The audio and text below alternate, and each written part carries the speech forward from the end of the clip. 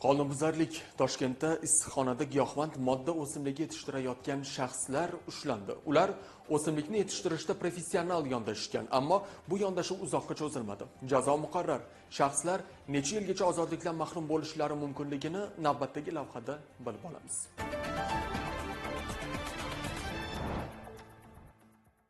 Toshkentning Mirobod tumanida 2 nafar shaxs uyida issiqxona sharoitida giyohvand o'simlik yetishtirayotganligi aniqlandi. Qayd etilishicha, ular taqiqlangan o'simlikni issiqxona uslubida maxsus yorug'lik va havo almashinuvi vositalari yordamida yetishtirgan. O'simliklar 12 tubni tashkil qilgan. Ularning uzunligi esa 60 va 170 sm bo'lgan. Bundan tashqari, ushbu hududda yana bir holat aniqlangan. Xonadon xolislar ishtirokida ko'zdan kechirilganda uy egasi giyohvandlik vositalari yetishtirilayotganligi aniqlangan. Ichki ishlar organlari xodimlarini ko'rgan shaxs daliliy ashyolarni suvga oqizib yubormoqchi bo'lgan, ammo bu ish bermagan. Xolislar ishtirokida ushbu giyohvandlik vositalari ham rasmiylashtirilib, ekspertizaga topshirilgan. Hozirda ularga nisbatan 10 yildan 20 yilgacha ozodlikdan mahrum etish jazosi belgilanishi mumkin.